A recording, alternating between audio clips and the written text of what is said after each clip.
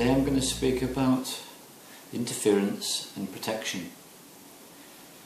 I get many people coming to me who are suffering from interference from other people. So let's break this down and see what it's all about. If there's a point of origin of it all, it's with one word, and the word is arrogance. So let me define arrogance. Arrogance is that sense of feeling that you know better than somebody else. Let's slightly refine it. It's that thought of thinking that you know better than somebody else about anything. So therefore arrogance is something that all human beings have, because there are times we all feel that we've got it in a way that other people don't. So it's completely part of the human condition to experience arrogance. That's fine. But what happens when it gets out of control? Well, it's rather like when the rational mind gets out of control. It changes from being a very useful servant to being a tyrannical and horrendous master. Well, the same thing goes with arrogance. When arrogance gets increased to the point it gets out of control, the person literally becomes convinced that not only do they know better than everybody else, but they therefore have a divine right to take all sorts of actions against other people. And this is where interference is born. And we get it in the classic love story. Two people fall in love, they completely accept each other as they are, and along comes a third party or third parties, and they start to interfere. They become jealous and envious of the two that are experiencing the love, and they do things to interfere. Classic situation, interference. Now I want to speak about much more serious cases of interference, where someone is so completely full of themselves and their own arrogance that they actually go about to deliberately harm another person through having this sense of superiority being so overweening that they are now convinced they've got a divine right to go ahead and punish that person or those people because what they did wrong. This is where all racism comes from, this is where all sexism comes from. It's where so many of the evils and ills of the world come from. There's this sense of superiority, thinking that the person knows better, and then taking unilateral action against a person or against people. So this is where we come up with the subject of interference and protection. Now if someone is interfering, they may do so through various manipulative methods. They may even do so through physical violence, but the particular form of interference I want to focus in on today is what I would call misuse of magic. Now magic can be simply defined as causing change in conformance with one's will. So magic in itself is fine, it's rather like a computer. A computer is fine, it depends what you use it for. If you're using it to target weapon systems on defence of civilians, then that computer is suddenly experiencing misuse. So it's the same thing with magic. Misuse of magic is where magical techniques are used to deliberately and intentionally harm another or others. So this is what we're here to talk about. We're here to talk about what to do about this.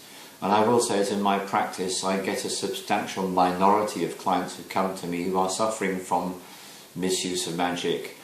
The way people talk about this, they often use the phrases dark magic and black magic, and after due reflection and consideration I think those are inappropriate terms to use. So I prefer to say misuse of magic. So if someone's been suffering from misuse of magic, there's all sorts of ways this can occur, and of course this includes a whole spectrum from things like voodoo and Santeria being misused through to such things as Western ceremonial magic being misused. But in all cases what you've got is you've got the arrogance which says I know better than that person. It then steps into overdrive and overkill where it becomes overweening, and at that point the person feels they're on a divine mission to harm or destroy the other person or people, and that's when misuse of magic takes place, when they perform ceremonies to harm another with intent. Now if you think about this karmically, of course that's a disaster for the person concerned, because as those of us who know who are waking up, we are all one. So yes, this is where it becomes a matter of hello, wake up, because of course if anyone misuses magic to harm another person, what are they doing? Well, if they're harming another person, well, what did I just say? We're all one. So if they harm another person, they're harming themselves.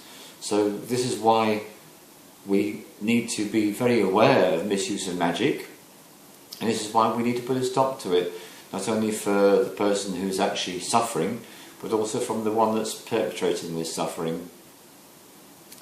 So, this is where we go into it. So there are many different methods you can use to protect yourself, and I'm going to give you one that you can use yourself at any time that you like. It's a very simple visualization exercise. And so what I'd ask you to do is to visualize the following. First of all, visualize yourself standing up. You could even stand up to make this more powerful.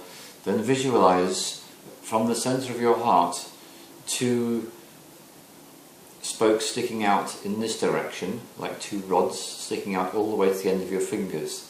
Then imagine another one going from your heart straight through the top of the head upwards, another one from the heart straight down to the feet, and the final one coming straight forwards, and the other one going straight backwards. So what you've created yourself is you've got yourself three axes. You've got a vertical one, and you've got a horizontal one side to side, and a horizontal one coming front and back. Once you visualize that, the next thing that you do is you visualize light. And what you see the light doing is you see the light going from the tip of each of those points. This is effectively your space that you've created for yourself, so you make it as big as you want it to be, as big as you like, and you then see light touching each of these tips and going from one to the other, in this axis, and in this axis.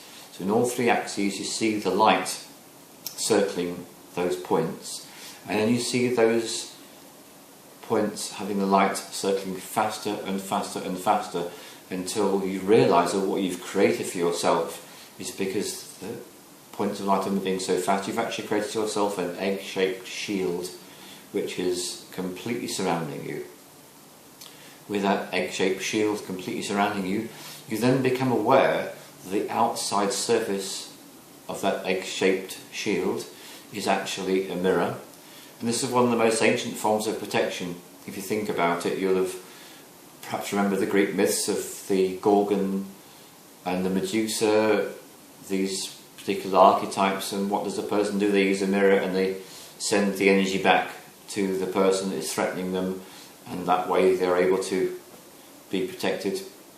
So a mirror is protection in its own right, simply having a mirror. So the Octagon has got two mirrors which are protections, which are sending any potential hostile intent straight back out again at those that send it in the first place. So what we've got here is we've created an egg-shaped structure which the person is completely surrounded in, and it's mirrored. So anything anyone is sending in the way of interference is simply returned to sender. It's a very ancient and traditional system, and I like to add an extra twist to it, and my extra twist is this: if people are interfering with you and sending any kind of hostility, send it right back at them, and send it back at them with love. Because love is the key, love's what it's all about. It's 2012, here we are, October, round the corner, 2012, so send it back with love. And then let's take us to a deeper level still.